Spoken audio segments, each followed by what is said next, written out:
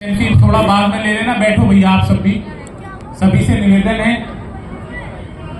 थोड़ी तारतम्यता जरूर टूटी है, थोड़ी व्यवस्थाएं बिगड़ी, लेकिन विपरीत परिस्थितियों में अपने आप को सिद्ध करने का नाम ही हिंदुस्तान है, भारतवर्ष है। कितनी बार भारतवर्ष के मानचित्र की व्यवस्थाओं को बिगाड़ने की कोशिश हुई। आप आज का परिवेश देखिए, आज का भारत कैसा है।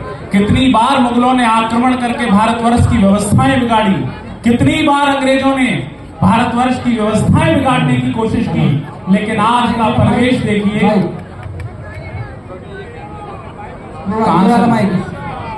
बोलो मत भैया वहां से।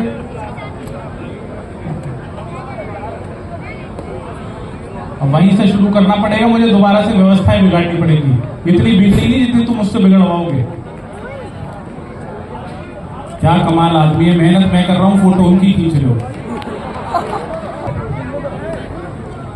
सब लोग, दो चार लोग जाते हुए दिख रहे हैं, 50-60 लोग निकल गए हैं। कवियों की दृष्टि है, वो देख लेती है, लेकिन लगभग 90% लोग यहाँ पर हैं। आप सबको तो प्रणाम, लेकिन उन पंक्तियों से उनको धिक्कारिएगा जो चले गए। मेरे भाई की पंक्तियां हैं कि जिनकी आंखों का मर गया पानी, आवाज बढ़ाओ इसकी, जिनकी आंखों का मर गया पानी, उन्नति के यहाँ सपने भी बुन नहीं सकते। तालियों से उन लोगों को भी धिक्कारना जो यहाँ से भोजन करके चले गए, और उन लोगों को भी धिक्कारना जिनके घर आमंत्रण पहुंचा था और वो इस उत्सव में, इस यज्ञ में आहुति देने के लिए यहाँ पर नहीं है। कि जिनकी आंखों का मर गया पानी, उन्नति के यहाँ सपने भी बुन नहीं सकते, वो इस देश की माटी पे जान क्या देंगे जो इस देश की बातें भी सुन नहीं सकते, जो इस देश की बातें भी सुन नहीं सकते। संत चरण यहां पर हैं। आपकी उपस्थिति के लिए सिर्फ यही कहूंगा, हमको कैसा लगता है जब संत मिल जाते हैं। रेत सी आंखों में सागर से ख्वाब सजाकर बैठे हैं, नागफनी के बीच गुलाबों को महकाकर बैठे हैं, और आपके साए में बैठे तो दिल ने ये महसूस किया। उन तमाम संतों के लिए तालियां बजाना जिन्होंने ऋषिकेश के तपोवन को अपनी तपस्या से जीत रखा है, उनके लिए तालियां बजाना। रेत की आंखों में सागर से ख्वाब सजाकर बैठे हैं, नागफनी के बीच गुलाबों को महकाकर बैठे हैं, और आपके साए में बैठे तो दिल ने ये महसूस किया जैसे हम संगम के तट पर कुंभ नहाकर बैठे हैं, जैसे हम संगम के तट पर कुंभ नहाकर बैठे हैं। और जाने वालों के लिए मैं ये भी कह सकता हूं, इन्हें समझ जाओगे तो ठहाका भी आएगा और तालियां भी आएंगी कि 2 और 2 3 नहीं होता, रसगुल्ला नमकीन नहीं होता। अब जो गया उसे कल सुना देना, और अगर पड़ोसी उठने वाला हो तो उसका ध्यान रखना, क्योंकि मैं बारीक पंक्तियां कर रहा हूं। 2 और 2 3 नहीं होता, रसगुल्ला नमकीन नहीं होता। कवि सम्मेलन छोड़कर वही लोग जाते हैं जिनको अपनी पत्नी पर यकीन नहीं होता। सही कह रहा है, जब बीवी को छोड़ के आया ना वही चले गए। तालियां जोरदार वाली हाथ उठा के बजाओ, जोर में।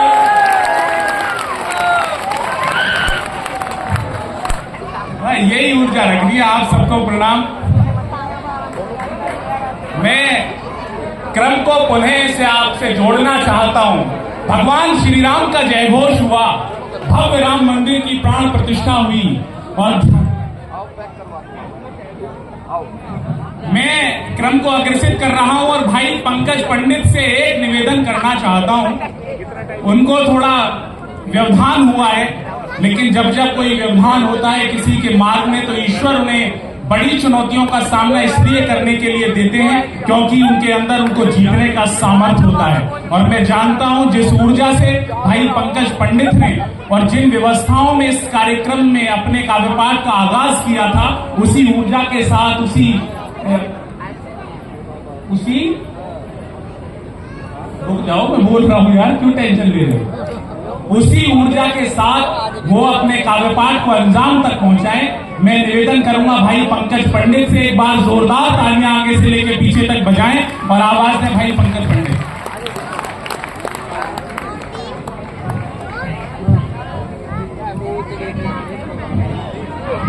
बहुत बहुत प्रणाम।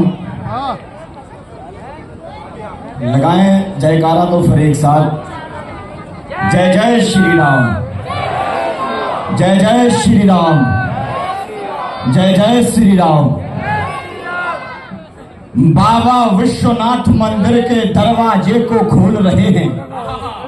अभी आप सबको पता है कि ज्ञानवापी में हमें पुनः पूजा करने का अधिकार प्राप्त हुआ है। के दरवाजे को खोल रहे हैं, काशी वासी कैलाशी अविनाशी की जय बोल रहे हैं। जिसने सबके पाप धुले थे उस गंगा के धाग धुले हैं। भांग धतूरा बेल पत्र के अब जाकर के भाग खुले हैं। संतों को त्योहार मिला है, भक्तों को उपहार मिला है। तोड़े गए मंदिरों को पहले जैसा आकार मिला है। और नंदी से पूछा तो बोला मुझे मेरा परिवार मिला है। और वर्षों बाद सनातनियों को पूजा का अधिकार मिला। सनातनियों को पूजा का अधिकार मिला है। और एक बात और, पिंकी भैया कहाँ हैं? वो है नहीं, खाना खा रहे ठीक है, लेकिन एक टिप्पणी मैं करना चाहता हूं। जो भी जीव इस सृष्टि में जन्म लेता है वह जन्म से सनातनी होता है। ये बात अलग है कि उसे काट छाट करके आप बाद में कुछ ही बना दो। जिन्हें समझ में आ गया वो तालियां बजा सकते हैं। और जिन लोगों को ये मंदिर महज मंदिर लग रहा है, ये मंदिर केवल मंदिर नहीं है, ये मंदिर 500 वर्षों के संघर्ष का परिणाम है। और ये मंदिर हिंदुओं की विजय का प्रतीक है जो आज अयोध्या में निर्मित हो रहा है। मस्तक पर सजने को आतुर चंदन कैसा होता है, धरती पर पग धरने से स्पंदन कैसा होता है। और सारी दुनिया नजर गड़ाए आतुर होकर बैठी है, वर्ष 500 बाद राम का वंदन कैसे होता है। वर्ष 500 बाद राम का वंदन कैसे होता है। आइए मैं पुनः जुड़ने का प्रयास करता हूं। हम हैं सूरज मगर सदा जुगनू की तरह जले हैं।